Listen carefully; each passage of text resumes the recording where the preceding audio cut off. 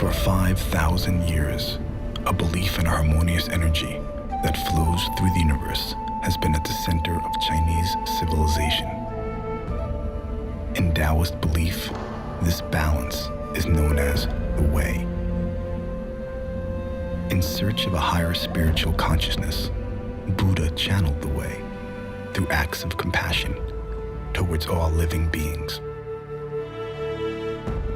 Despite the Great Wall stretching over 5,000 miles, a series of imperial forces came from the sea to overthrow the empire.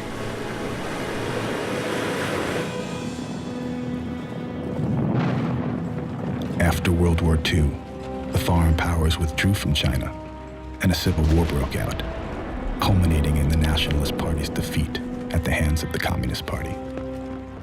Chairman Mao took power and led the party on a systematic campaign to destroy traditional culture, religion, and spiritual values, turning neighbors, friends, and even family members against each other.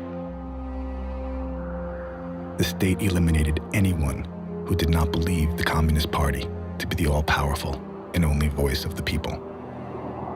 Tens of millions were killed and starved to death.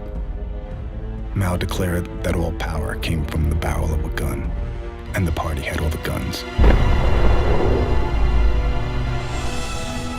Today, despite the facade of economic progress, China is still controlled by the same ruthless regime.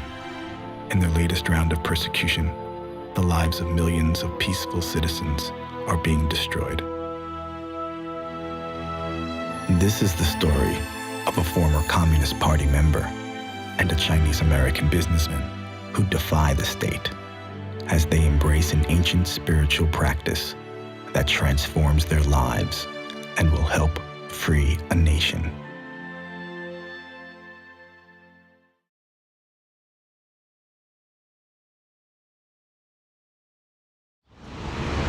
It would be hard to find a more apt location for the first ever free speech film festival.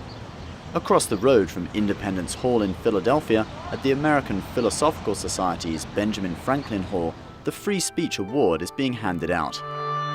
The winner, Free China, The Courage to Believe, a film by Michael Perlman, co-produced by NTD Television and World to Be Productions. Festival founder Margaret Chu Barringer says Free China was a clear winner.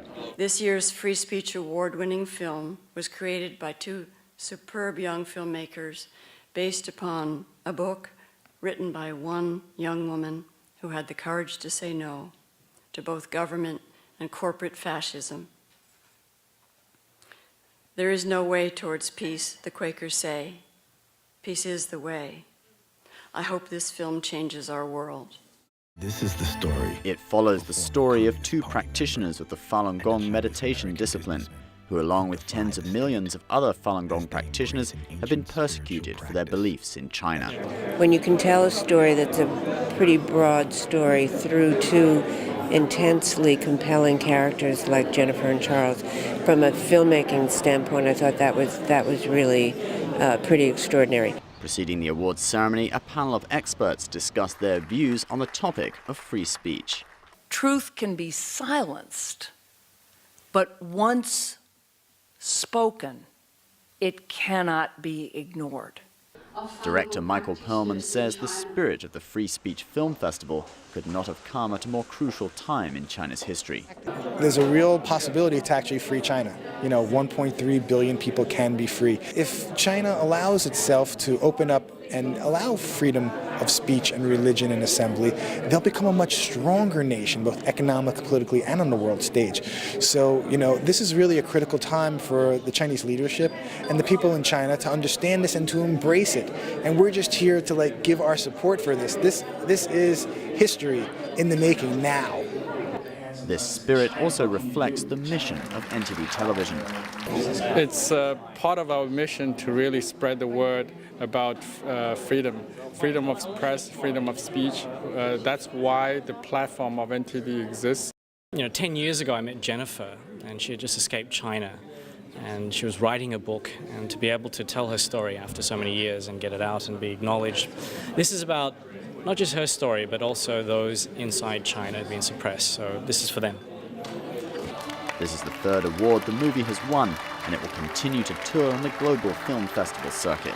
Ben Hedges, NTD News, Philadelphia.